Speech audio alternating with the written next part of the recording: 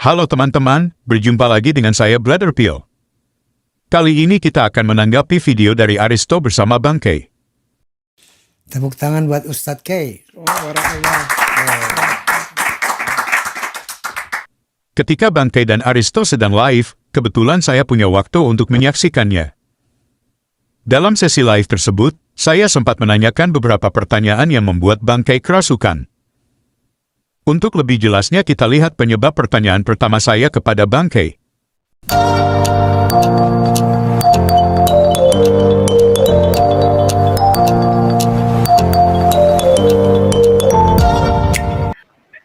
Karesteng, bawa gambar ini ke depan Rabai. Kalau nggak digamparin lu. Kita orang Yahudi, diludahin lah. Masih bagus diludahin, habis diludahin ditonjok. Penghinaan ini. Penghinaan ini. Ini penghinaan. Yang dekat dengan Yahudi itu kami orang Kristen.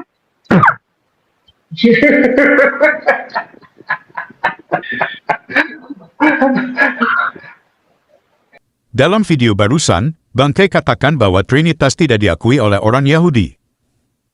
Kalau ditunjukkan kepada mereka konsep Trinitas, orang Yahudi pasti akan meludahi orang Kristen. Sepertinya Bang K ini kurang literasi, atau mainnya kurang jauh. Apa dia tidak tahu bahwa pengikut awal kekristenan adalah orang Yahudi, dan sampai sekarang banyak orang Yahudi yang menjadi Kristen? Jadi pernyataan Bang K tidak 100% benar. Karena kalau kita tanya kepada orang Yahudi Kristen, tentu mereka akan setuju dengan Trinitas. Dari pernyataan video inilah saya membuat pertanyaan dengan standar yang sama. Berikut videonya. Bang Zuma disenggol, pendeta Melatok apa? Ini yang mau Bang K, dihadirkan. emang Yahudi mengakui Nabi Isa? Pil pahit, lu nggak punya modal lo, ngulas-ngulas gua. Orang Islam nggak pusing. Dengerin, ini khusus untuk pil pahit ya, pil pahit. Gua bilangin sama lu ya, manusia yang nggak ketahuan, manusia goib. Gua bilangin sama lu, pil pahit, lu manusia goib di Indonesia, nggak ada yang tahu siapa lu. Pakai rok aja lu, pakai rok. Kalau nggak lu pakai topeng Doraemon tuh. Pakai topeng Doraemon tuh. Pakai nanya gua, emang diakuin Isa. Pala lu bau menyan. Orang aja nggak tahu lu siapa, pakai nanya-nanya. Emang tahu Isa, tahu Muhammad. Lu aja nggak ketahuan, pakai nanya gua lu. Lu aja nggak ketahuan, urus diri lu sendiri. Lu tuh nyari duit dari YouTube dengan mereaksi video gua. Kalau gua nggak naikin video, lu nggak punya modal. Lu nggak punya modal, pil pahit, kartu mati lu, katro. Nggak ada ilmu lu, nggak ada ilmu. Pil pahit, lu nggak ada ilmu. Pakai nanya, emang orang Yahudi mengakui Isa Nabi Muhammad? Pala lu mau benyan. Lu dulu kasih tahu siapa lu. Pakai nanya gua, lu pil pahit. Nakut. Terus Yahudi mengakui Yesus sebagai Tuhan. Ayo. Kalau Nabi Muhammad itu tidak diludahi. Orang Yahudi boleh sholat di masjid karena dong anggap sapupu. Lah Kristen. Pendatang yang tidak jelas. Oke, Bung Ane, jangan lama-lama lah. Sudah ya, sudah jelas ya. Teman-teman lihat, Bang K langsung kerasukan. Gantinya menjawab pertanyaan, Bang K malah kerasukan tidak jelas dan menyerang pribadi. Bukannya argumen saya yang dia sanggah, malah pribadi saya yang dia serang. Bang K mengadukan Kristen dengan Yahudi. Dia tidak sadar hal yang sama juga berlaku pada keyakinannya sendiri. Bahkan dalam Quran dan hadis Yahudi adalah musuh sampai-sampai sebuah hadis mencatat sebagai berikut. Hadis Ahmad nomor 9029. Tidak akan terjadi hari kiamat sehingga kalian memerangi orang-orang Yahudi.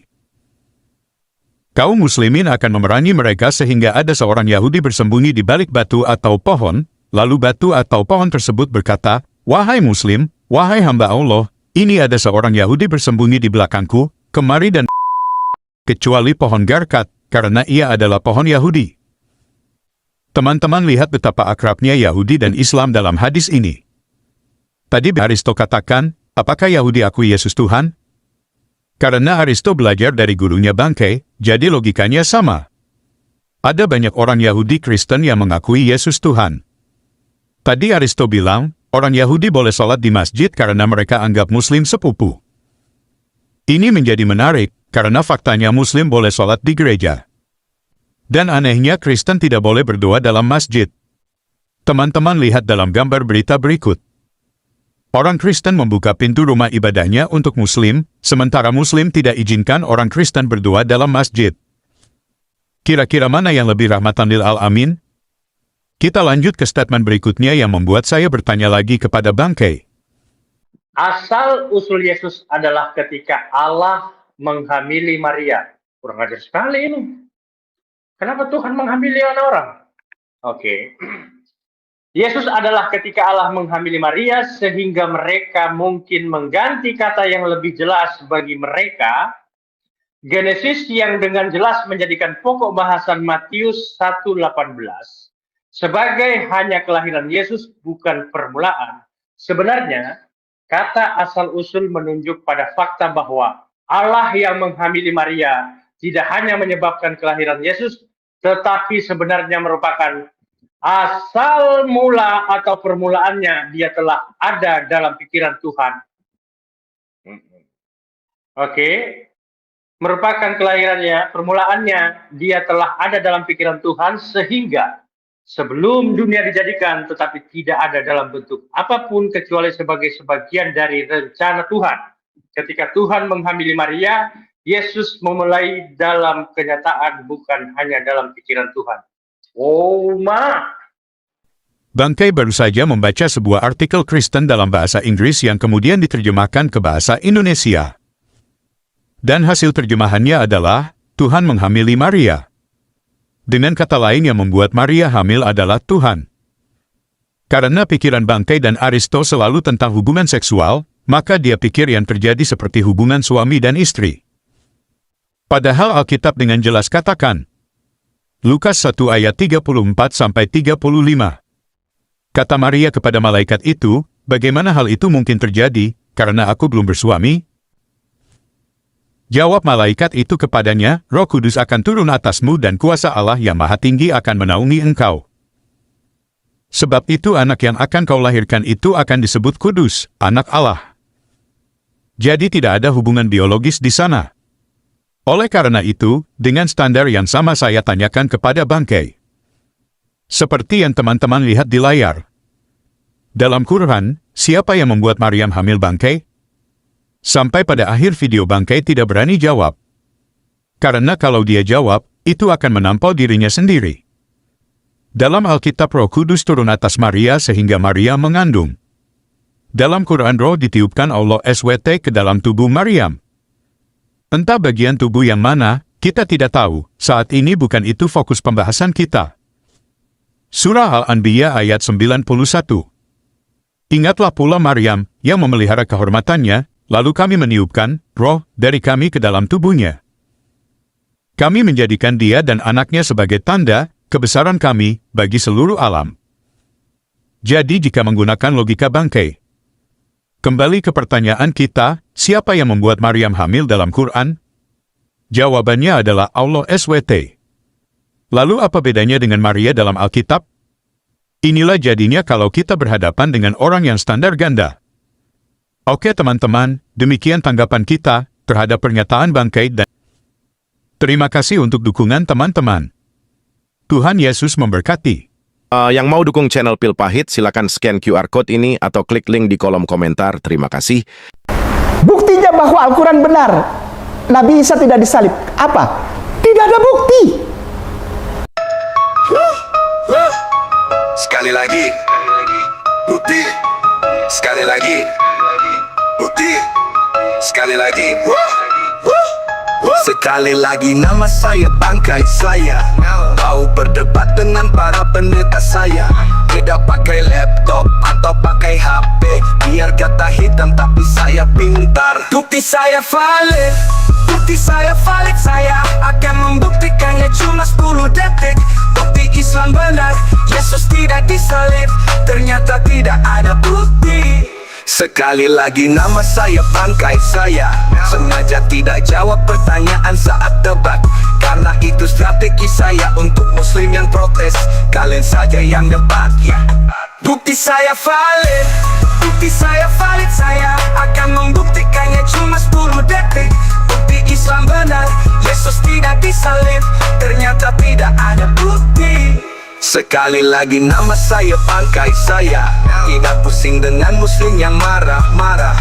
Paparanmu mana? Yuk muslim, jadi pintar yuk, kita pakai otak yuk. Sekali lagi nama saya bangkai saya. Tidak pusing dengan muslim yang marah-marah. Paparanmu mana? Yuk muslim, jadi pintar yuk, kita pakai otak yuk. Bukti saya valid, bukti saya valid. Saya akan membuktikannya cuma 10 detik. Bukti Islam benar, Yesus tidak disalib. Ternyata tidak ada bukti.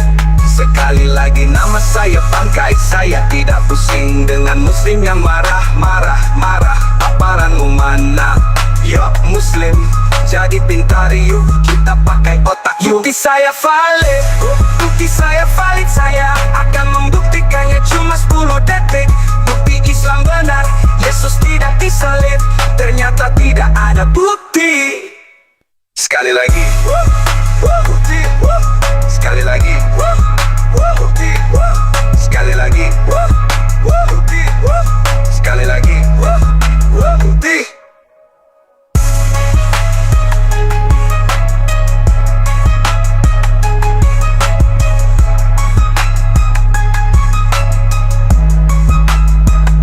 Jadi dengan kata lain begini, kita mau bicara tentang historical Jesus dengan tema yang begitu luar biasa, dan Pak Kainama datang dengan hanya satu bukti. Buktinya adalah Tidak ada bukti. Sekali lagi. astaga naga.